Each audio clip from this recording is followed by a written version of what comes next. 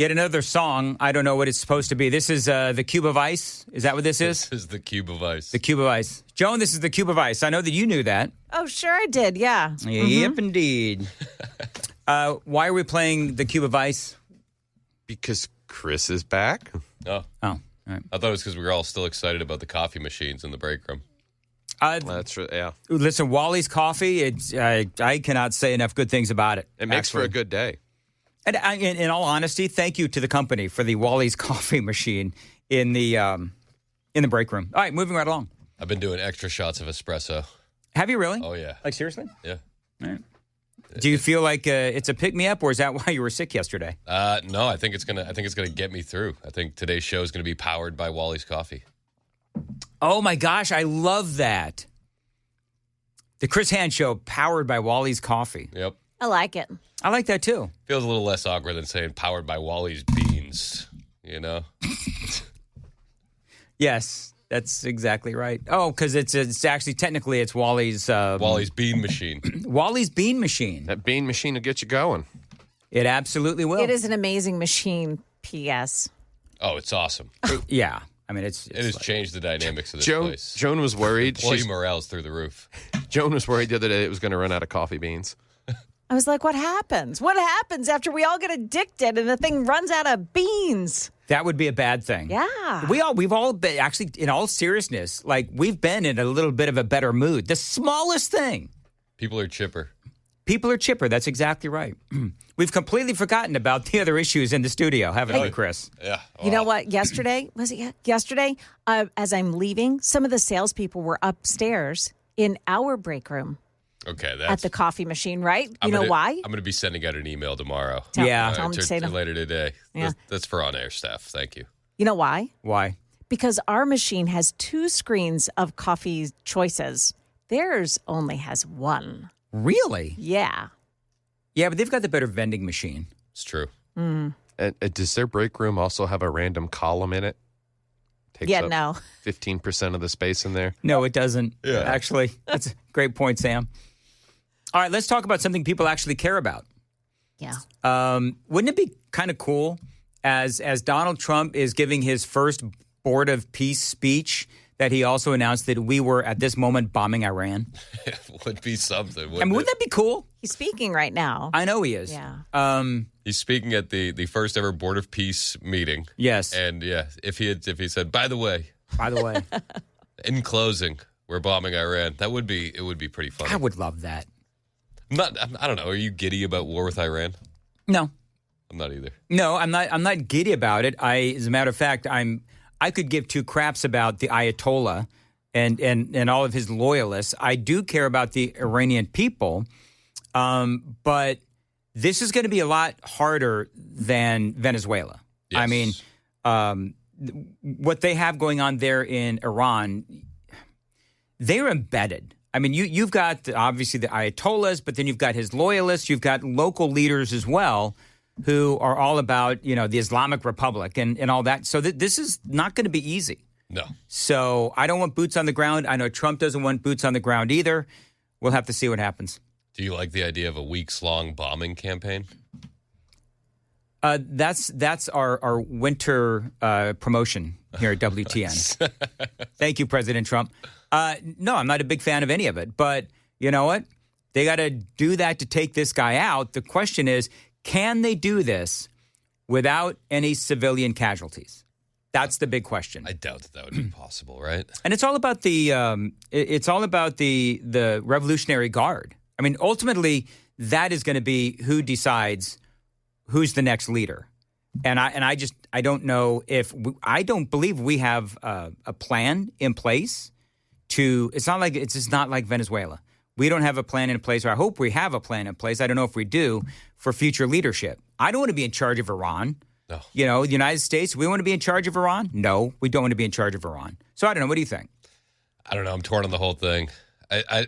But I also remember just a few months ago when I was very anti-interventionist and I didn't want boots on the ground, and then Donald Trump presented a third option that we didn't see as a way out. So there's part of me that wants to trust the president, then there's another part of me that's just thinking this feels like Iraq 2.0.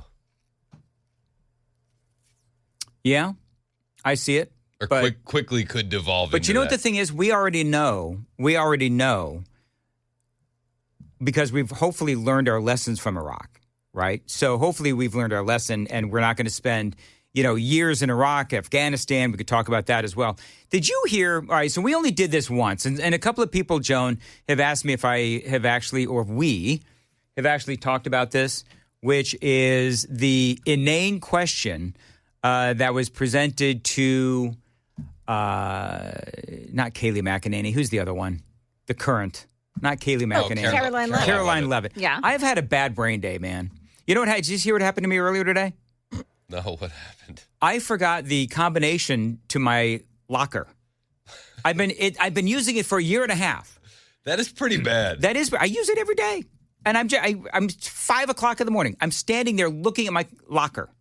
And I'm like, I can't remember what the combination is. Did Simon and Garfunkel start playing in your head? I don't know what that means, but Hello, darkness, my old friend. and then suddenly 2 hours into the show, I remembered it. Okay, how many of the numbers had you forgotten? All of them. All of them? I knew. So I said to Sam, I said, it's 30-something, 20-something, 30-something, and the first and the last number are the same. I tried to tell him he could give Grok that information, and it would list the possible combination abilities to try, but There you randomly he just remembered out of nowhere. I did. It was very bizarre. So, yeah, very strange.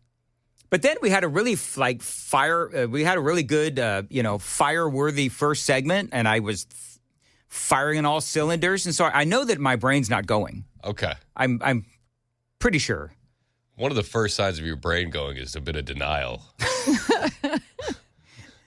Well, actually, it's the tinnitus first and then the denial. Oh, is that what it is? The Yeah. tinnitus is first, then the denial. I start calling coworkers by their wrong names, Jane and Steve. Yeah.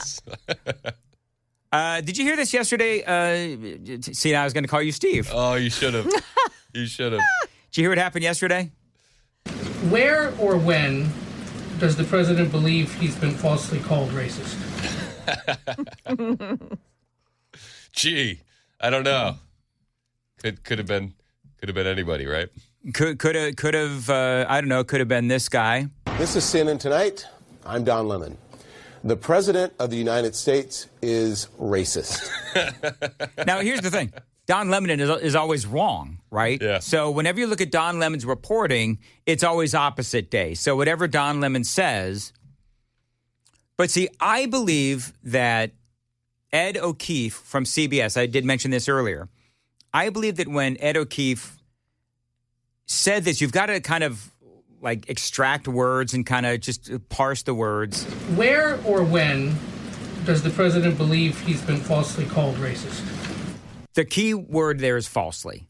So what Ed O'Keefe is saying is that Donald Trump is a racist. Got you. You see what I'm saying? Words matter. Words matter, Yeah. especially to Elizabeth Warren. He is a thin-skinned racist bully. He has been racist. There has never been a president in American history who has been as so openly racist. Racist in chief. The president oftentimes resorts to very bigoted, xenophobic, Islamophobic, racist rhetoric. I'd like to tell Ilhan Omar there's a pair of handcuffs waiting for her at some point.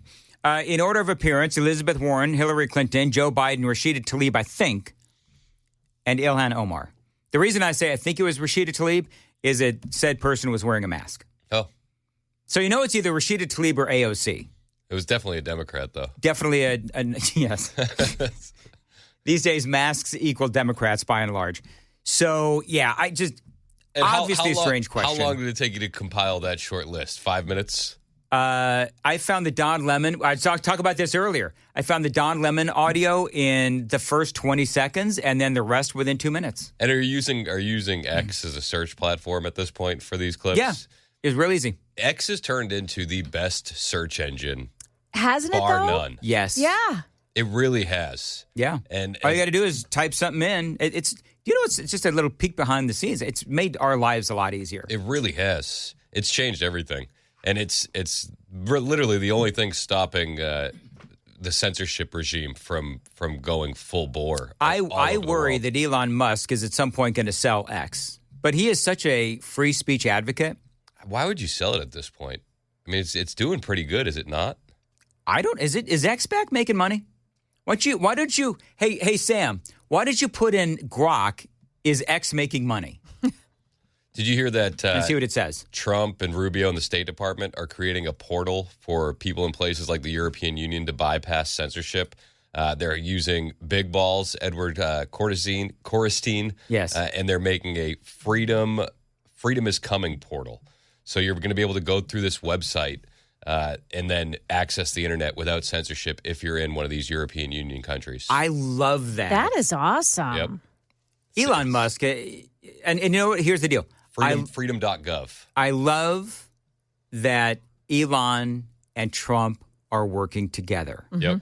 After all that, I mean, what a crazy relationship those two have had. So And it's almost there. It's almost there. So, Yeah. okay, so Sam grokked if X is making money. By the way, do you pay for X? I do. I pay for. There's only a few things that I pay for. Some of you people are going to boycott me when I tell you what I pay for. Real quick though, it's almost there. X making money. Yeah, revenue showed signs of stabilization and modest growth in 2025 after sharp declines in the post-2022 sale. Estimates put 2025 total revenue at around $2.9 billion, up 10 to 16% from 2024. Okay. But that's why he's getting hammered by other countries that are trying to shut it down. Yeah, I mean he's the last line of defense when it comes to some of these European nations. You're with right. free He is the speech. last line of defense. And And they're it's getting horrible. They're getting a lot of the news from X because you can't get anywhere else. Yep. The censorship is crazy. Yes. And part of the frustration with the censorship, obviously, is that the people in, for example, like the UK, everybody sees it's. You know what it is? It's But the thing is, it's just insane because you're like, gee, sure seems like a lot of Pakistani men are raping our daughters. That's exactly Oi, right. what are you That's doing? exactly right. This is the government here. And but you know what it's like? It's almost like when we experienced, number one, COVID, right?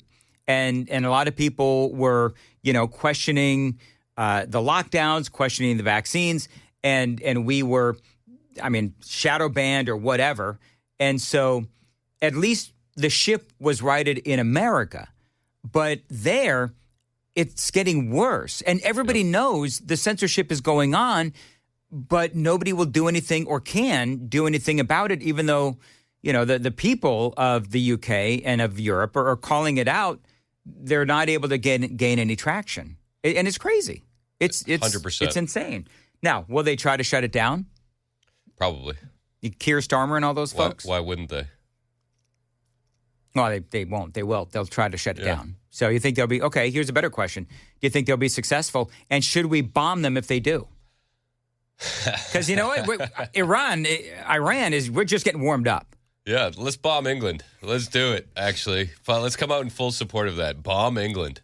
No, I think that they'll do it. I don't think that they'll ever be successful because if there's a will, there's a way. And the internet is, like you see with these portals that are being created, freedom.gov, there's going to be ways to get information, whether they like it or not. The genie's out of the bottle. Like, you're not putting that back in the tube. Yep. There's got to be a way. There's got to be a way. One of my favorite moments from yesterday, did you watch because you were home and sick and in bed, so were you able to watch any of the